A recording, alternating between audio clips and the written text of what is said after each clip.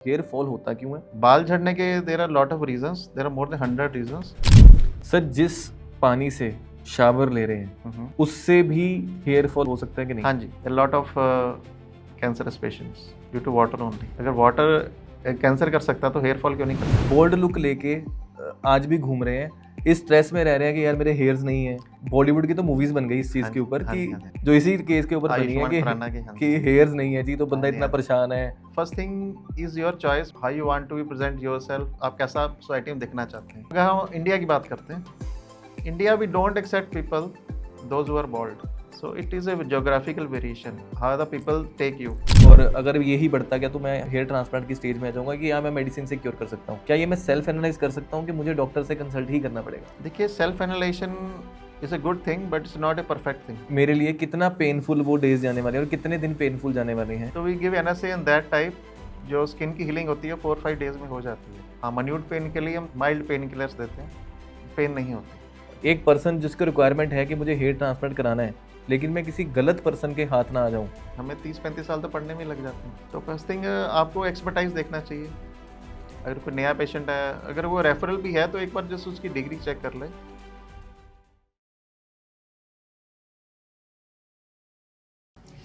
आज का हमारा टॉपिक एक बहुत ही इंटरेस्टिंग टॉपिक होने वाला है, क्योंकि आज हम बात करने वाले हैं आपके बालों की, हेयर्स ग्रोथ के बारे में, हेयर ट्रांसप्लांट्स के बारे में। सो अगर आपके दिल में कभी भी सवाल आया है कि मुझे हेयर ट्रांसप्लांट करवाना चाहिए कि नहीं, क्या उसके साइड इफ़ेक्ट्स होंगे, क्या उसके बेनिफिट्स होंगे, किसके लिए हेयर ट्रांसप्लांट सर्विस अवेलेबल है, कौन ये चीज़ करवा सकता है, कौन नहीं करवा सकता, और क्या इसके रिस्क फैक्टर हैं, आज हमारे साथ इस टॉपिक पर डिस्कस करने के लिए हाजिर हैं डॉक्टर सचिन गोयल, जो कि एक hair transplant and cosmetic surgeon है, जो पिछले 14 साल से ASG हेयर ट्रांसप्लांट के नाम से सर्विसेज प्रोवाइड कर रहे हैं, अपना सेंटर रन कर रहे हैं। सो आइए जानते हैं कि किन के लिए हेयर ट्रांसप्लांट सर्विसेज बनी है, किन को करवानी है, किन को नहीं। सो पूरा टॉपिक समझेंगे, पूरा हेयर ट्रांसप्लांट सिस्टम समझेंगे सर से। आइए पहले वेलकम करते हैं। Thanks for inviting me here. I am doctor Sachin Goyal, I am the hair transplant and the cosmetic surgeon. मैं पिछले 14 साल से अप्रॉक्सीमेटली हेयर ट्रांसप्लांट की सेवाएं दे रहा हूं, जलंधर में और कई दूसरे शहरों में। We are one of the leading hair transplant facility here and we have done more than 9,000 to 10,000 hair transplants in last 14 years, including minor as well as major procedures. Sir, hair transplant आज की date में ना बहुत एक trending topic बन गया है industry का। हाँ जी, हाँ जी। हर किसी के, जब भी कोई भी दो दोस्त बैठे हों या दो सहेलियां बैठे हों, जब भी बात होती है कि मेरे हेयर्स फॉल हो रहे हैं, हाँ, मुझे लग रहा है कि मुझे हेयर ट्रांसप्लांट करा लेना चाहिए या नहीं कराना चाहिए, बिल्कुल। It is a very painful process. मतलब सब अपने आप में इमेजिन करने लग जाते हैं, क्योंकि हिंदुस्तान में मेरे ख्याल से अगर हिंदुस्तान की जितनी पॉपुलेशन है, सबसे ज़्यादा डॉक्टर हिंदुस्तान में है। हाँ जी। और वो डिग्री वाले तो बहुत कम है, लेकिन घर में सारे डॉक्टर ही हैं। हाँ जी, हाँ। तो हर घर में हर डॉक्टर एक ही सलाह देता है कि यार तुझे शायद ये कराना चाहिए या तेरा हेयर फॉल इस वजह से हो रहा है। सो मैं चाहता हूँ आज के पॉडकास्ट में हम पूरी क्लैरिटी ले रहे हैं कि एक्चुअल में हेयर्स की अगर हम बात करें तो हेयर फॉल होता क्यों है, किसको ट्रांसप्लांट सजेस्टेड है, किसके लिए ट्रांसप्लांट नहीं है, क्या इसकी स्टेजेस होती हैं। सो एक एक करके सर सारी क्लैरिटी करते हैं। बिल्कुल जी, बिल्कुल। Hair transplant is not a taboo, ये माइनर सर्जिकल प्रोसीजर है। इसमें हम पेशेंट को बेहोश वगैरह नहीं करते हैं। First thing is that first patient के मन में होता है कि मुझे बेहोश कर दिया जाएगा, आई don't know what will happen. That patient is fully aware, like वो अपना म्यूज़िक सुन सकता है, टीवी देख सकता है। तो इसको जो एनेस्थीसिया देते हैं वो एक तरह का लोकल एनेस्थीसिया होता है। लोकल एनेस्थीसिया मीन्स एक पर्टिकुलर पार्ट को हम एनेस्थाइज, इसको पंजाबी में सुन कहते हैं, कर सकते हैं। तो बेसिकली जब सुन कर देते हैं तो patient doesn't feel any pain, और सुन करने में not more than 1 minute. If we grade the pain 1 to 10, 1 is the minimum, 10 is the maximum, तो उसको 2 या 3 ग्रेड पेन फील होती है, बट आफ्टर एनेस्थीसिया उसको कोई पेन फील नहीं होती। हाँ, बाल झड़ने के there are lot of reasons, there are more than 100 reasons, but first thing is the, अगर हम मेल्स की बात करें तो जेनेटिक रीज़न होता है। जेनेटिक मीन्स आपके फादर्स, 4 फादर्स, तो उनमें एक there is a hormone which cause hair fall, DHT बोलते हैं उसको। तो वो हेयर फॉल करता है, तो जनरेशन्स में वो कैरी करता है। तो बेसिकली उस चीज़ को कवर करने के लिए हम बैक ऑफ हेड से बाल लेते हैं। जो बैक ऑफ हेड से बाल होते हैं या बियर्ड के बाल होते हैं, वो जेनेटिकली रेजिस्टेंट, मतलब वो उन पे वो DHT मतलब जो हेयर फॉल कर रहा है वो हार्मोन उन पे असर नहीं करता, तो वहाँ से बाल लेके हम आगे लगा देते हैं। That will stay for a very long time. I can't say that will stay for 5 years, 10 years, 15 years, 20 years। It can stay for a long because some patients we have done 14 साल पहले किया था, अभी तक उनका phone नहीं, हमारे बाल झड़े हैं। दूसरा होता है, जैसे पेशेंट हमारे पास आता है तो he should first consult, he should not go directly for the hair transplant, क्योंकि हमारे पास कुछ पेशेंट्स आते हैं तो मेल फीमेल्स दोनों, तो कुछ बच्चे भी आते हैं, ठीक है ना, तो उनको हम पहले एनालाइज करते हैं क्या रीज़न है। तो मोस्टली कुछ पेशेंट्स तो देखो मेडिसिन में ठीक हो जाते हैं, कुछ होता है मेडिसिन प्लस थेरेपी से ठीक होते हैं, इसको PRP बोलते हैं, प्लेटलेट रिच प्लाज्मा। वो 50 से 1 घंटे का प्रोसीजर होता है, तो उसको हम रिपीट कर सकते हैं आफ्टर 2 weeks। फिर 2 सिटिंग्स के बाद हम एनालाइज करते हैं whether needs a third sitting, उसको थर्ड सिटिंग चाहिए नहीं। और कुछ पेशेंट्स को वो स्टेज निकल जाती है जैसे मेडिसिन और थेरेपी की, तो उसके बाद हम we out for hair transplant. एक सिंपल क्वेश्चन अभी ये है कि अगर मैं कोई भी ये पॉडकास्ट देख रहा है, I am a layman, degree आपके पास है, ठीक है, you are the license holder, हाँ जी हाँ जी। बट मैं अगर सेल्फ एनालाइज करना चाहता हूँ कि मेरा हेयर फॉल हो रहा है तो मैं किस स्टेज पे हूँ, तो मैं कोई ऐसा मीडियम है, कोई ऐसी वे है कि जिससे मैं एनालाइज कर पाऊँ कि मैं आज मेरा हेयर फॉल इस स्टेज पे है, और अगर यही बढ़ता गया तो मैं हेयर ट्रांसप्लांट की स्टेज में आ जाऊँगा कि हाँ मैं मेडिसिन से क्योर कर सकता हूँ। क्या ये मैं सेल्फ एनालाइज कर सकता हूँ कि मुझे डॉक्टर से कंसल्ट ही करना पड़ेगा? देखिए, self analysation is a good thing but it's not a perfect thing. कुछ कंपनीज हैं, उनका नाम नहीं लूँगा, वो कहते हैं स्टेज 1 2 3 4 हम we can cure with the just drops, ठीक है। वो एक आपकी फ़ोटो देख के बता रहे हैं, उन्हें आपके टेस्ट नहीं किए, उन्हें आपका हार्मोनल लेवल नहीं देखा, तो how can it say that is a very wrong thing ना। तो पेशेंट तो चला जाता है, जैसे एक आदिवासी तेल आया था, ठीक है, वो लोगों ने शुरू किया, 500 रुपये मिलता था, ठीक है, वो अब देखो उसकी ऐड नहीं आ रही, ऐसी और भी तेल हैं, ऐसे कुछ हैं। लोग पहले एक्चुअली हर किसी की मेंटालिटी होती है हमारा कम में सर्च है। देखो, hair transplant is not a very सस्ता प्रोसीजर नहीं है, थोड़ा कॉस्टली तो होता ही है। Is luxury procedure, not necessity. Necessity है, is depends on you, it's not a emergency I will say. तो कुछ लोग कहते हैं भी, वो कहते हैं पहले तेल ट्राई कर लें या कोई सोल्यूशन ट्राई कर लें, फिर मेडिसिन चलती हैं कई तरह की, वो ट्राई कर लेते हैं, जिंक ले लेते हैं, विटामिन C ले लेते हैं, पर वो चीज़ें if you don't show a doctor, देखो I am saying on the podcast, for me any patient come from this world, I will do free consultation and I am doing since last 14 years, I am doing free consultation। तो देखो, एक consultation के लिए एक बंदा आया आपके पास, ठीक है, यू विल एडवाइज हिम, ठीक है, दिस इज़ योर जॉब। हाँ, ट्रीटमेंट है, you charge for your treatment, but consultation एक बंदा आपके पास चल के आया, इतनी दूर से आया, you should respect your patient. जैसे आपने बताया आदिवासी तेल बहुत सारी ऐसी कंपनीज हैं, कुछ तो बिल्कुल देसी नेम के साथ है, कुछ बहुत आज के डेट में ट्रेंडिंग नेम है, for obvious reasons we can't take their names. तो बहुत एग्रेसिव एडवर्टीजमेंट होती है कि हम आपका हेयर फॉल रोक सकते हैं अगर आप ये मेडिसिन लेते हो, या हमारा ये शैम्पू यूज़ करते हो, या ये ऑयल यूज़ करते हो। इससे एक्चुअल में होता भी है कि this is only a myth कि हाँ अगर मैं यूज़ कर रहा हूँ तो मे बी कुछ ना कुछ तो फ़र्क होगा ही। तो if you use this things that will effect maybe 2 to 5%, not 40%। Suppose you are totally bald from hair, stage 5 6 है, I can bet you apply any oil, anything, any shampoo. Suppose a plant is there. Most of plants grow with the roots. Some are without roots. If a plant is there, it has to be grown with the root. अगर वो hair follicle is just like a root. अगर वहाँ आपके root ही नहीं है तो वो कैसे grow करेगा? हमारे पास कुछ beards के patient आते हैं, जैसे young patient है after 20 years of age. वो कहते हैं सर हमारे पास ना beard, we haven't grown beards since last since we are in adulthood, late adulthood. Then I say just wait for another 2 years, up to 22 years or 23 years. So sometimes it happens कि सब कुछ की beard आ जाती है, after 23 or 24 नहीं आ पाती, तो because there are not follicles, no root ही नहीं है तो कैसे grow कर जाएगा। Then we advise them for a beard transplant। कुछ की eyebrows नहीं है, हाँ इसमें कंडीशन होती है, what is called alopecia areata, इससे थोड़ा टिपिकल सा नाम, दैट इज ऑटोम्यून। ऑटोम्यून क्या होता है? बॉडी हमारे own cells they eat our own hair follicles, उसका वर्ल्ड में ट्रीटमेंट नहीं है। हाँ, कुछ पेशेंट जैसे हमारे पास आते हैं, जैसे बचपन में माँ हमारे जूड़ा कस के बांध देती थी, पटका जोर से बांध देती थी, आगे से बाल उड़ जाते हैं और साइड से उड़ जाते हैं, ठीक है। That is called traction alopecia, मतलब खींचने से हमारा एलोपेशिया हो गया। तो उसके हमारे पास मोर देन 5000 पेशेंट हैं, ठीक है। दैट इज़ जस्ट फॉर, आप खींचने से आपके बाल टूट गए, हमने पीछे से लगा दिए, वो तो ग्रोथ इतनी अच्छी आती है, वो better than there previous growth. तो सर अगर हम जनरल एक चीज़ में बात करें कि हेयर ट्रांसप्लांट एक्चुअल में किसके लिए है, अगर मैं बोलूँ कि ये अगर स्टेज है तो आपको हेयर ट्रांसप्लांट ही कराना पड़ेगा, कौन सी स्टेज वो होगी? देखिए इसकी ना अकॉर्डिंग टू नॉरवुड एक क्लासिफिकेशन है, उसके हिसाब से 6+ स्टेजेस हैं। स्टेज फर्स्ट से ही हेयर ट्रांसप्लांट शुरू हो जाता है। अच्छा। हाँ, ऐसे नहीं स्टेज फर्स्ट पे आपके बाल आ जाएंगे, ऐसा नहीं है।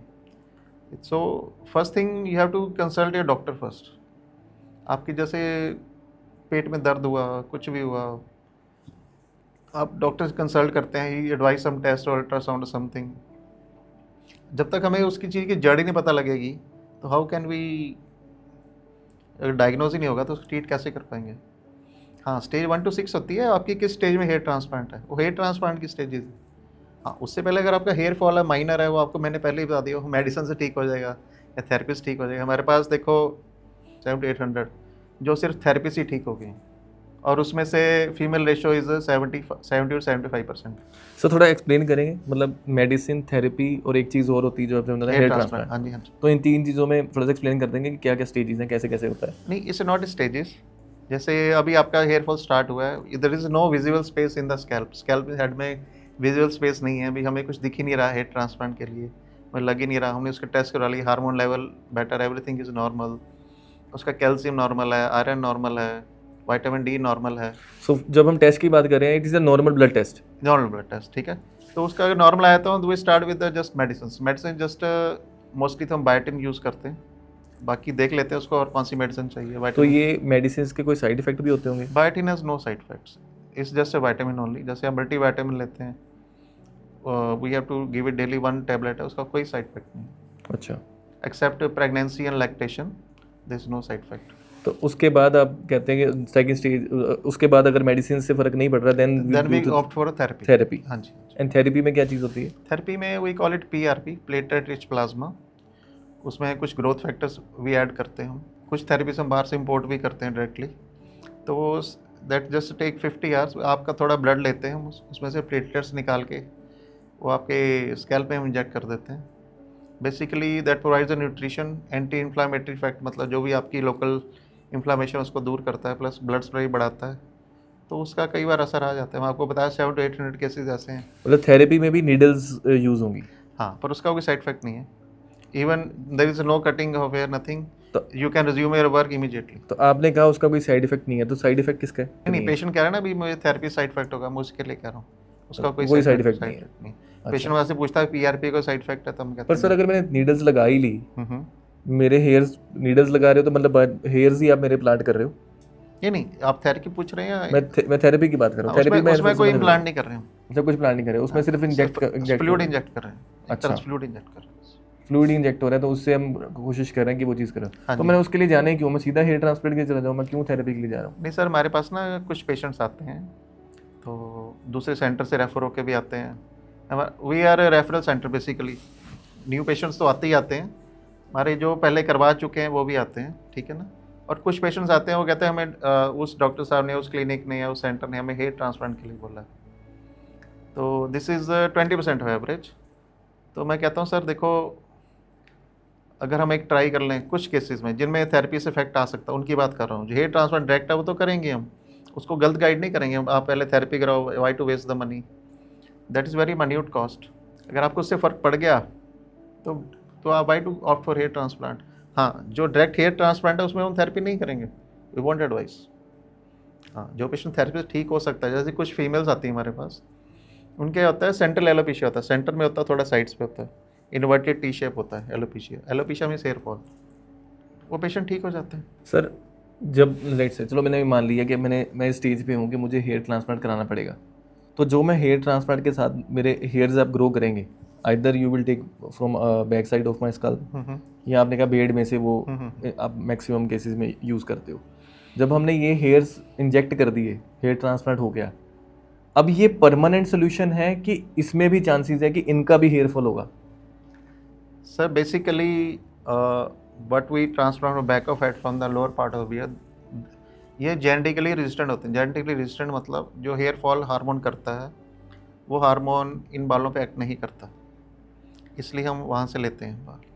तो बेसिकली इनको ग्रो होने में it starts growing in 3rd or 4th month of after transplant, 6 months to 1 year में फुल ग्रोथ आ जाती है। हाँ, उसके बाद कई फैक्टर्स होते हैं जैसे इन्वायरमेंटल फैक्टर, स्ट्रेस फैक्टर या कोमॉर्बिड कंडीशंस होती हैं। आपको फीवर हो गया, वायरल हो गया, उससे क्या होता है, या your lot of travelling, pollution इतना ज़्यादा है, या कोई और कंडीशंस है, आप डायबिटिक हो गए, तो वो कंडीशंस मैटर करती हैं। If you control those things तो वो मेंटेन हो। हाँ, 5 से 10% केसेस ऐसे होते हैं, वो कहते हैं हम we are doing taking every precaution but you are told still we have hair fall. तो उसमें क्या होता है, आफ्टर 1 ईयर उनमें क्या होता है, वाइटामिन या कुछ डेफिशिएंसीज होती हैं। तो वो डेफिशिएंसीज हम उनसे पूछ के क्लिनिकली या टेस्ट करवा के वो जो भी डेफिशिएंसी वो पूरी करते हैं, दोबारा हेयर रीगेन हो जाता है। सर आपने अभी तक जितनी चीज़ें बताई ना, बहुत too good to be true हैं। ठीक है, ठीक है जी, थेरेपी भी कराई जा सकती है, हेयर ट्रांसप्लांट भी कराया जा सकता है, कुछ खर्चा है वो खर्चा करके जो पर्सन जिसके हेयर्स नहीं हैं वो अपने ट्रांसप्लांट करा के हेयर्स लगवा सकता है। हाँ जी। अगर ये सारी चीज़ें इतनी पॉसिबल हैं तो फिर भी दुनिया में वो लोग ज़्यादा क्यों हैं जो हेयर ट्रांसप्लांट नहीं करा रहे, बोल्ड लुक लेके आज भी घूम रहे हैं, इस स्ट्रेस में रह रहे हैं कि यार मेरे हेयर्स नहीं है, इस स्ट्रेस में रहते हैं कि मेरे बाल बहुत कम है। कई लोगों के साथ बॉलीवुड की तो मूवीज़ बन गई इस चीज़ के ऊपर कि 2 मूवीज़ हैं मेरे ख्याल से जो इसी केस के ऊपर बनी है कि हेयर्स नहीं है जी, तो बंदा इतना परेशान है। हर जगह होता है ना, टैबू बना हुआ है कि लोग छुप के मिलते हैं, यार मेरी इंसल्ट ना हो जाए। मैं अभी रिसेंटली वीडियो देख रहा था कि लैपटॉप के सामने जूम मीटिंग से आने में भी शर्मा रहे हैं, पब्लिकली अपीयरेंस में शर्माते हैं। कुछ लोग अपनी फोटो ना इतनी खिंचवाते हैं, ये आता नहीं उनका, स्कैल्प आता नहीं है। तो इतना ज़्यादा क्यों? फिर तो सिंपल सा प्रोसेस है ना, कुछ तो चीज़ ऐसी होगी जो उनको रोक रही है या जो उनको मुश्किल लग रही है। देखो फाइनेंस के अलावा first thing is your choice, how you want to be present yourself, आप कैसा सोसाइटी में दिखना चाहते हैं। ठीक है, जो आपने पहला क्वेश्चन है, वेरी गुड क्वेश्चन। देखो इसकी ज्योग्राफिकली ऑल ओवर वर्ल्ड की बात कर रहा हूँ, ज्योग्राफिकली बहुत वेरिएशन है। जो मोस्टली हेयर ट्रांसप्लांट जो ऑप्शन है वो साउथ ईस्ट एशिया में करवाते हैं, India and south east Asians, यहाँ हेयर ट्रांसप्लांट का ज़्यादा। If you go to western countries, states जाएंगे, यूरोप जाएंगे, तो वो लोग ना केयर नहीं करते हैं इतना। Care means they don't bother we are bald और नॉट। आपने कुछ हॉलीवुड मूवीज़ देखी होंगी जैसे जेसन स्टैथम की है या कुछ और है, रॉक है जैसे, बड़ी विन डीजल है। People except those people like that only. हाँ, हम अगर हम इंडिया की बात करते हैं, India we don't accept people those who are bald. मैं एक सिंपल एग्जांपल लेता हूँ। सपोज मैं 28 साल का हूँ and I am very well qualified, बहुत बड़ी डिग्री है मेरे पास, मेरे बाल नहीं हैं। और एक दूसरा बंदा है मेरे साथ बैठा, जो मेरा फ्रेंड ही लगा लो, उसकी इतनी डिग्रियाँ नहीं है, उसकी इनकम भी इतनी नहीं है, पर उसके बाल हैं, ठीक है ना, और लुक ने थोड़ा स्मार्ट तो लगेगा ही। फिर both go for matrimonial, I will be rejected 100%। बिल्कुल ठीक है। If the same thing I go to Western countries, I will be accepted. So it is a geographical variation, how the people take you. हमारे यहाँ देखो बोलना नहीं चाहिए, जब हम छोटे होते थे तो कहते हैं गंजा आ रहा है, गंजा आ रहा है, डजंट लुक नाइस, है ना, बिकॉज हम बोलने में कह देते हैं लोग, but it shouldn't be there, because हमारे यहाँ टैबू है। भी एक बंदा जिसके बाल नहीं है, गंजा है, तो अब हमारे पास बहुत से ऐसे पेशेंट हैं, those who are around 25 years age, going to be married in, शादी होने वाली है 7-8 महीने, साल में या 2 साल बाद, वो आते हैं हमारे पास। यूएस से भी आते हैं, कनाडा से भी आते हैं, इंग्लैंड से भी आते हैं, ऑस्ट्रेलिया, न्यूजीलैंड से भी, सर हमारी शादी है, प्लीज़ हेल्प कीजिए, तो हम उनके लगा देते हैं if they need hair transplant, ठीक है ना, तो उनके आ जाते हैं, तो लुक बहुत चेंज हो जाती है। तो कुछ लोग हमारे पास जैसे 25th एनिवर्सरी के बाद आते हैं, उससे पहले, मतलब बाद नहीं, सॉरी, पहले 1 साल पहले, सर मेरी 25th आ रही है, जब मेरी पहली यूनिवर्सिटी थी मेरे बाल थे, अब नहीं है, मेरी वाइफ कहती बाल लगा लो। तो ये एनालाइज दोस्त पेशेंट्स, नॉट पेशेंट्स, उनको पेशेंट नहीं कहेंगे, पर्सन कहेंगे, because they are not patient, they are very healthy, है ना। उनको देखते हैं, हाँ जी सर आपका हो सकता है तो करवा लीजिए इफ़ यू वांट, है ना, करवाते हैं, दे आर हैप्पी। तो मेरे पास तो कुछ पेशेंट्स पर्सन्स ऐसे भी हैं, those invite me for the marriages in like London, US. Sir कहते हैं हम आपकी टिकट देते हैं, आप आइए हमारे पास, और we are very happy that you have done for us. पर सर उन लोगों की तादाद ज़्यादा है जो नहीं करवा रहे, हाँ, there is देन always- जिनकी जो करवा रहे हैं, ऐसा क्यों? सर ये एक स्टिग्मा है जो, और ये तादाद पिछले 15 सालों से कम हुई है जो नहीं करवा रहे, करवाने वाले ज़्यादा हो गए as compare to last 10 years. पहले this was stigma, taboo, hair transplant करा लेंगे। फर्स्ट थिंग वो कहते हैं हमारे ब्रेन में कुछ ना हो जाए। मैं उनको एक बात क्लियर करना चाहता हूँ, brain is below the skull, skull bone होती है ना, उसके ऊपर लेयर्स, हमारी स्किन लेयर्स हैं, ठीक है ना, पेरियोस्टियम है, ठीक है ना, एपिन्यूरोटिक स्पेस है, तो ठीक है ना, नीचे स्कल है। If you have to go into the brain, I have to use a drill machine और very hard instruments, these are very minute needles, वो तो स्किन में रह जाती हैं। फर्स्ट थिंग उनको होता है ब्रेन में ना कुछ प्रॉब्लम हो जाए।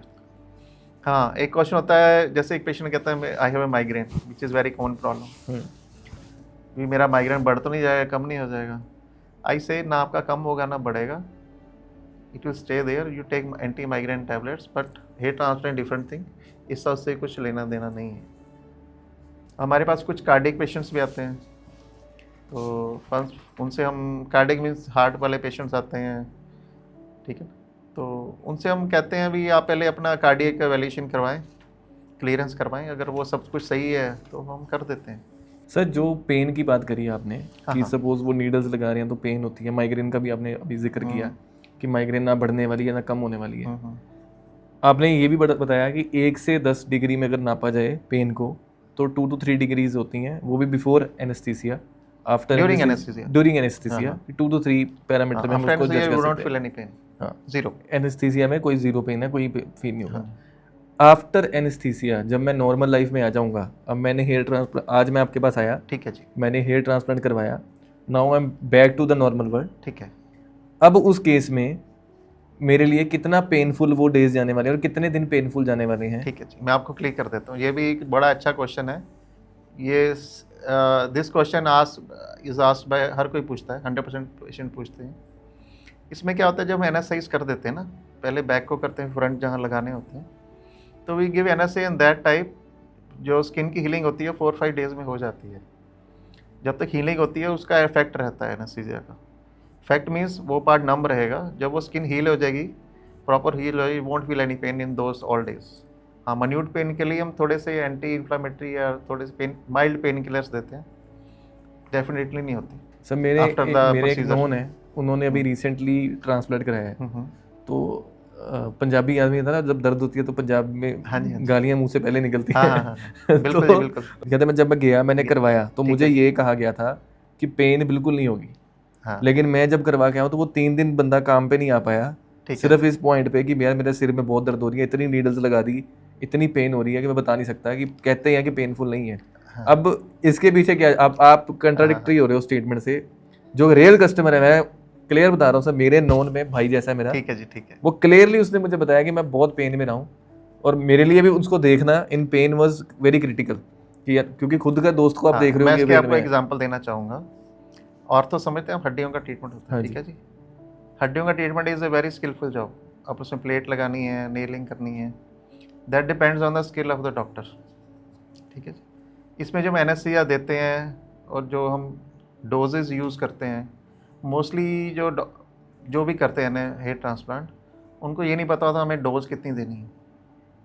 Dose is according to the body weight, हम बॉडी वेट के हिसाब से डोज देते, कम दोगे तो असर कम होगा, ज़्यादा देगा तो साइड इफेक्ट होगा। हम बॉडी वेट के हिसाब से उसको डोज देते हैं, वो डोज का इफेक्ट रहता है। जो आप कह रहे हो, that patient is done by a lack of expertise personal, तो उनका लैक, हमारे पास आज तक एक भी ऐसा पेशेंट नहीं है, नॉट इवन वन, जो कहता है मेरा तो बुरा हाल हो गया जी। हम तो, मेरे पास तो ऐसे पेशेंट आते हैं, वो अपना बैग लेके आते हैं, वो कहते हैं हम यहाँ 2 दिन रहेंगे जलंधर में, वो यहीं से हम फ्लाइट लेके चले जाएंगे। तो आप बताइए उस केस में, there are lot of cases, I can give you the phone number also, you can directly chat and call to them. तो आप ये कह रहे हैं बिल्कुल भी पेनफुल प्रोसेस नहीं है? नहीं जी, नहीं, painful process is only for first 1 minute, that is a 2 to 3 degree. देखो, जो हार्ट की पेन होती है 10/10 मान लो, ठीक है, किडनी स्टोन की होती है 8/10, तो ये 2 to, डेंटल पेन होती है 6 to 10, ये 2 to 3 है, वेरी माइन्यूट पेन। तो कुछ पेशेंट्स ऐसे होते हैं, डिपेंड्स आपका सहने का लेवल कितना है। कुछ लोग तो कहते हैं डॉक्टर साहब हो गया, पता ही नहीं चला। कुछ कहते हैं थोड़ा सा हुआ, कहते हैं अब सुनोगे, अब कुछ नहीं पता चल रहा। सर आपने ना अभी एक चीज़ बताई कि अब ये ट्रेंड बन रहा है कि लोग ज़्यादा करवाने वाले ज़्यादा हो रहे हैं और वो कम तादाद हो रही है कि जो लोग ऐसे नहीं रहना चाहते, करवाना उनको सिंपली पता लग रहा है कि मुझे अब करवाना है। हम्म, तो अगर वो सिंपली करवाने की तरफ जा रहे हैं तो इसके साथ साथ आपकी इंडस्ट्री में फ्रॉड भी बहुत ज़बरदस्त तरीके से बढ़ रहा है। सो आपकी इंडस्ट्री की बात कर रहा हूँ, सॉरी, लेकिन ये सच है कि बहुत सारे ऐसे सेंटर्स भी हैं जो फेक कमिटमेंट्स कर रहे हैं, लीगली ऑथराइज नहीं है, फिर भी ये प्रैक्टिस कर रहे हैं। तो ये कौन लोग हैं? और एक पेशेंट तो नहीं कह सकते, एक कस्टमर जो एक्चुअल में एक पर्सन जिसका रिक्वायरमेंट है कि मुझे हेयर ट्रांसप्लांट कराना है, लेकिन मैं किसी गलत पर्सन के हाथ ना आ जाऊं। जैसे आपने यही बताया कि मेरे अगर दोस्त ने कराया तो वो माइट भी गलत था, जिसके पास गए उसको आइडिया ही नहीं था कि एक्चुअल में कितना एनेस्थीसिया देना है। तो इस वजह से वो 3 दिन अपने बिजनेस से भी छुट्टी नहीं ले पाया, सॉरी बिजनेस से भी छुट्टी लेनी पड़ी, प्लस पेन भी सहनी पड़ी। तो वो तो गलत जगह पे फंस गया ना। तो वो कैसे एनालाइज करे कि यार ये सही यार ये गलत है? ठीक है, एक 27 साल का लड़का कह रहा है 12 साल से काम कर रहा हूँ, या 30 साल की एक लड़की कह रही है मैं 15 साल से काम कर रही हूँ। 25 साल में तो MBBS होती है, उसका MD होती है, फिर फेलोशिप्स होती है, फिर आपको सेटअप करने में टाइम लगता है। That is the 33-35 years age में सब सेटअप होते हैं। तो फर्स्ट थिंग आपको एक्सपर्टाइज देखना चाहिए। अगर कोई नया पेशेंट है, अगर वो रेफरल भी है, तो एक बार जस्ट उसकी डिग्री चेक कर ले। तो फर्स्ट थिंग आप मैं तो यही एडवाइस करूँगा भी जहाँ भी आप जा रहे हैं डॉक्टर की डिग्री चेक करें, उसका एक्सपर्टाइज चेक करें, उसका एक्सपीरियंस चेक करें, और उसके जो प्रीवियस जो उन्होंने काम किया है वो देखें। ठीक है, मैं तो यही कहूँगा अगर कोई अपना सब कुछ सही रखना चाहता है, he should look those things. Sir जो हम हेयर्स ट्रांसप्लांट के थ्रू लगाते हैं, कितने नेचुरल वो दिखते हैं ऑन पर्सनैलिटी? वो बिल्कुल 100% नेचुरल हो जाते हैं या उसको टाइम लगता है पूरी नेचुरलशिप लेने में? देखो, रीग्रो होने में टाइम लगता है, 3rd और 4th मंथ में रीग्रोथ स्टार्ट होती है। फिर वो डिपेंड करता है हर एक का ग्रोथ फेज पे ना, कईयों का ग्रोथ फेज फास्ट होता है, कईयों का स्लो होता है, पर 6 to 8 मंथ्स में या मैक्सिमम 1 ईयर में उनके बाल आ जाते हैं। वो नेचुरल की तरह होते हैं? हाँ, वो नेचुरल लगते हैं। वो सेकंड वही कह रहा हूँ ना, एक्सपर्टाइज डिपेंड करता है किस डॉक्टर ने लगाए हैं। कईयों को नेचुरल नहीं लगता है। If you see my cases, you won't find any difference between the previous hair and transplanted hair. It totally look natural and you don't find any pinpoint space. आपको एक भी स्पेस नहीं मिलेगा बालों में। सर ये तो फिर बहुत ही प्रिसीजन वाला काम हो गया कि मतलब ढूंढ के ये चीज़ करवाने वाली चीज़ होगी कि इससे हाँ ही जी, करवाना इट्स है। Very precision. कोई समय सारा दिन हेड डाउन करके बैठना पड़ता है। It's very laborious job, technical job. इसमें मेंटली थकावट ज़्यादा होती है, फिजिकली कम होती है। सर अगर हम जेंडर वाइज इसको डिवाइड करें, मेल्स ज़्यादा इसके लिए जा रहे हैं आज की डेट में कि फीमेल्स भी इसको यूज़ कर रहे हैं? नहीं, फीमेल की जो नंबर और संख्या है वो कम है as compare to male baldness. Male में बॉल्डनेस ज़्यादा होती है। फीमेल में कुछ हार्मोन्स होते हैं जो हेयर प्रोटेक्टिव होते हैं और कार्डियो प्रोटेक्टिव भी होते हैं, हार्ट प्रोटेक्ट भी करते हैं। मेल में थोड़े स्ट्रेसफुल हार्मोन्स ज़्यादा होते हैं, इस कारण हेयर फॉल ज़्यादा होता है।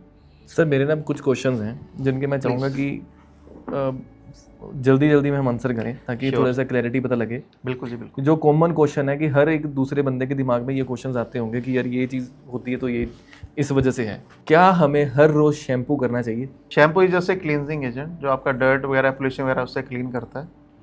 तो mostly advise use any good conditioner with shampoo.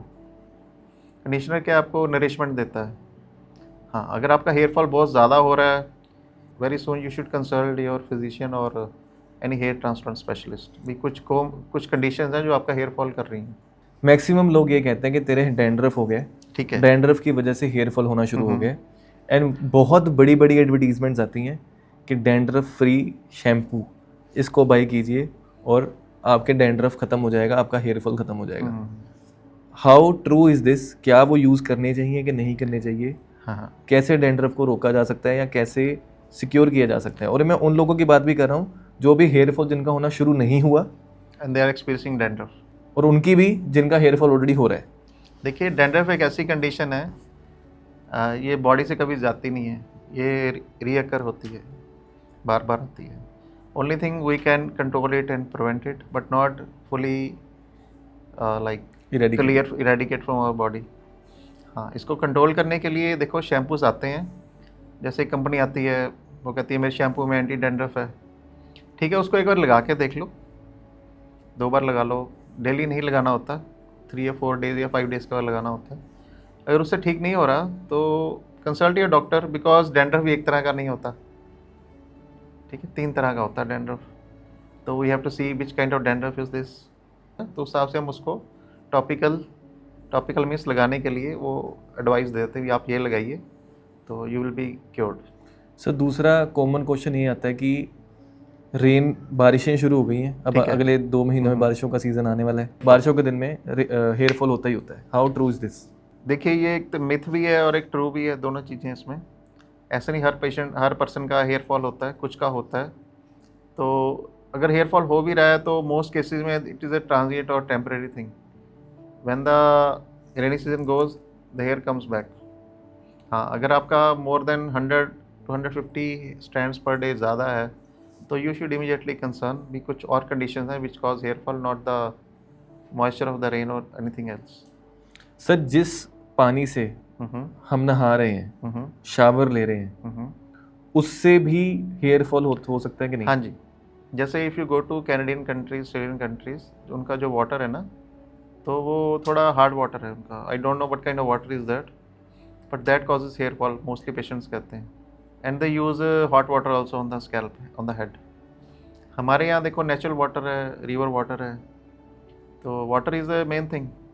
अब बॉडी 70% वाटर, वो तो हमारे अंदर है। चलो हम बाहर से जो वाटर यूज़ कर रहे हैं, it should be soft water. तो बेसिकली आई एडवाइज एवरीवन, अगर आपके पास सॉफ्ट वाटर नहीं है तो if you can afford you should wash with mineralised bottle. और अगर आप कर सकते हैं तो घर में एक वाटर सॉफ्टनर लगवाइए जिससे वाटर सॉफ्ट हो और उसका TDS कम हो। तो अब देखिए, अब आप उधर मालवा रीजन में जाएंगे, बठिंडा रीजन में जाएंगे, a lot of cancerous patients due to water only। अगर वाटर कैंसर कर सकता तो हेयर फॉल क्यों नहीं कर सकता? सो मतलब पानी एक मेजर रीज़न मान सकते हैं हेयर फॉल का? हाँ जी, definitely one of the major. अच्छा, मतलब इतना इंपॉर्टेंट फैक्टर होता है। हाँ जी, मतलब जिन लोगों ने सर आज तक लगाया ही नहीं, उनको पता ही नहीं वाटर सॉफ्टनर क्या है। हाँ जी, मुझे भी रिसेंटली ये चीज़ पता लगी, आपने रिकॉल हाँ करवा जी, दिया हाँ मुझे। कन्वर्सेशन चल रही थी, उसने हाँ, बोला हाँ, कि मैंने वाटर सॉफ्टनर यूज़ करना शुरू किया, लगवाया, हाँ जी, तो कि ये चीज़ रहे, तो मैंने इमीडिएटली नोट कर लिया अपने नोट पैड हाँ जी, हाँ में। ये एक चीज़ नहीं भी नहीं, है। ऐसा if you can afford this you should you water softener. और ये चेक कैसे किया जा सकता है कि सर ये मेरा पानी मुझे नुकसान दे रहा है कि नहीं दे रहा? वो उसकी टेक्निकलिटी होती है, वो आपके जो सॉफ्टनर वाले जो लगा के जाते हैं वो आपका मेजर करते हैं, this is softness of water. ये हमने बात कर ली कि हेयर ट्रांसप्लांट किसको कराना चाहिए, हमने ये भी समझ लिया हेयर फॉल होता क्यों है और क्या उसके प्रिकॉशंस हैं, क्या उसके मेजर्स हैं जो हमें लेने चाहिए। कौन है वो जो हेयर ट्रांसप्लांट करा ही नहीं सकते, कि जिनके लिए ये चीज़ है ही नहीं, अगर वो सोच रहे हैं कि मुझे ये कराना है तो वो पहले से सोच लें भाई तुम नहीं करा सकते? सर एलोपेशिया एक वर्ड है, एलोपेशिया मीन्स नो हेयर और हेयर लॉस ना। एक होता है sir scarring alopecia. Scarring alopecia होता है भी स्किन थिक हो जाती है, स्कार्स हो जाते हैं, उसके कई रीज़न होते हैं। तो सेंट्रल सेंट्रीफ्यूगल साइकेट्रिकल एलोपेशिया होता है, एक लाइकन प्लानोपोलारिस होता है। तो उसमें स्कार्स थिक हो जाती है स्किन, वो पेशेंट को खुद नहीं पता होता। एक एलोपेशिया एरियाटा होता है, ठीक है, वो तो मैंने पहले ही बता दिया, ऑटोइम्यून होता है, उसमें तो कोई क्योर ही नहीं है। हाँ, जो हम हेयर ट्रांसप्लांट करते हैं वो होता है नॉन स्कारिंग एलोपेशिया, जिसमें हम करते हैं, ठीक है जी। जिसको मैंने जो कहता है हेयर फॉल हो रहा है due to hormone, which called androgen alopecia, androgenic alopecia, ठीक है। तो स्कारिंग एलोपेशिया में क्या होता है, जैसे आपके बर्न हुआ है, एक्सपोज बर्न पेशेंट आते हैं हमारे पास, वो कहते हैं बर्न हो गया, मुंह पे हो गया, यहाँ हो गया, तब उनका देखते हैं उनका स्कार का लेवल कितना है, थिकनेस देखते हैं, मेजरमेंट करते हैं। If the scar is more, there is no blood supply, तो उसको हम। तो इसमें एज फैक्टर भी है कि इतनी एज के बाद नहीं करवाया जा सकता? Age is different thing, hair age is different thing. आपकी biological age and hair age is the both are different things. हमारे पास 74 ईयर्स वाले पेशेंट्स भी आते हैं, जो but I have done the male person 74 years of age I have done the hair transplant. हमारे पास रिकॉर्ड भी है उसका, तो ठीक है उसका, बिकॉज उसके हेयर हेल्दी थे। और हमारे पास कुछ 21-22 साल के भी आते हैं, उनके हेयर हेल्दी नहीं होते। So both are different factors. Sir hair healthy ना होने का वजह क्या है? Food is one of the things.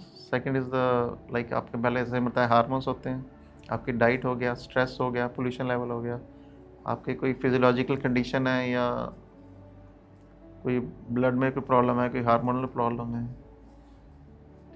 और आपका कोई मतलब ऐसे कोई मेडिकल कंडीशन है, जैसे कुछ हमारे पास कीमोथेरेपी पेशेंट्स आते हैं, we ask them have you done your chemotherapy sessions, कुछ को साल लगता, 2 साल लगता, ठीक है ना, वो कहते हैं we need to regrow the hair, तो उसमें हम एनालाइज करते हैं, तो कुछ में हमने कीमोथेरेपी वाले पेशेंट्स भी गए when they are fully treated with their disease, तो वो भी हो जाते हैं। सर लास्ट में आपने बहुत सारी इन्फॉर्मेशन दी थैंक यू। जो मेरे लिए भी न्यू थी, और मेरे अपने मिथ्स भी थे कि यार ये चीज़ करनी चाहिए कि नहीं, तो आपने क्लियर किए हैं।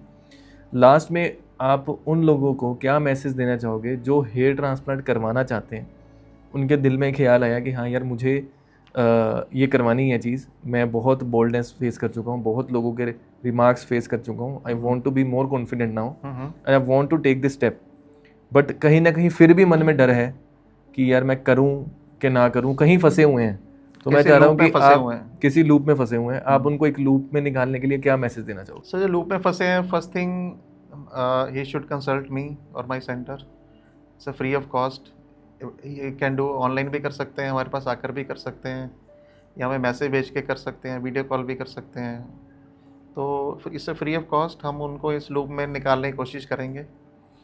उनकी जो भी डाउट्स होंगे, जो भी उनकी रिक्वायरमेंट्स होगी, और जो भी उनके क्वेश्चंस हैं, विल उसको पूरी तरह सॉल्व करने की कोशिश करेंगे, और हमारा तो यही है भी हर किसी का भला हो, ठीक है ना, तो हम उनके इसमें पूरी हेल्प करेंगे, any kind of help. Thank you so much sir, आपने बहुत सारी इन्फॉर्मेशन दी और एक क्लैरिटी दी कि एक्चुअल में किन लोगों को हेयर ट्रांसप्लांट कराना चाहिए और किन को नहीं। बिल्कुल। और जो भी लोग, अगर आपके दिल में भी ये सवाल है कि आप बोल्डनेस से फेस कर रहे हैं, आप बोल्डनेस फेस कर रहे हैं, हेयर फॉल एक्सपीरियंस कर रहे हैं, आपको लग रहा है यार मैं सोसाइटी में स्टैंड आउट नहीं कर पा रहा हूँ ड्यू टू माई पर्सनैलिटी, तो आपको एक स्टेप लेना, सिर्फ आप एक स्टेप फर्दर लेके कंसल्ट कीजिए, किसी से भी कंसल्ट कीजिए, it is a safe procedure. आज के पॉडकास्ट का मतलब ही ये था, रीज़न ही ये था कि हम ये अंडरस्टैंड कर पाएँ कि ये जो नई टेक्निक्स आ गई हैं, हेयर ट्रांसप्लांटेशन बहुत ज़्यादा पॉपुलर हो गई है, क्या ये सेफ़ भी है कि नहीं। So it is a 100% safe procedure. हाँ जी 100% सेफ है। सो इसमें कोई रिस्क नहीं है, कोई पेनफुल प्रोसेस नहीं है। सो बस एक ही चीज़ रिक्वायर्ड है, वो है आपका खुद का मोरल, आपकी खुद की विलनेस कि हाँ मुझे ये चीज़ करवानी है। अगर आप करवाना चाहते हैं, आप डिस्कस कर सकते हैं सर के साथ। सर ने बहुत अच्छी चीज़ बताई कि कंसल्टेशन इज़ फ्री। सो मैं तो हर बार एक चीज़ बोलता हूँ कि अगर सलाह मुफ्त में मिल रही है तो क्यों नहीं लेनी, तो आपको कुछ मिलेगा ही, नुकसान तो कुछ भी नहीं है। सो अगर आप ये प्रॉब्लम फेस कर रहे हैं तो ज़रूर एक बार सर के साथ डिस्कस कर सकते हैं, या किसी भी डॉक्टर के साथ कंसल्ट करें, अपनी लाइफ को और खूबसूरत बनाएं। और जो नेगेटिव रिमार्क्स, सॉरी बट ये रियलिटी है हमारी सोसाइटी की, जो भी नेगेटिव रिमार्क्स आप फेस कर रहे हैं उनका सोल्यूशन आपके पास ही है, बस आपको एक स्टेप फर्दर लेना है। सो आज के लिए इतना ही है, अगले पॉडकास्ट में फिर मिलेंगे किसी नए गेस्ट के साथ, तब तक के लिए दीजिए आज्ञा। Thank you so much.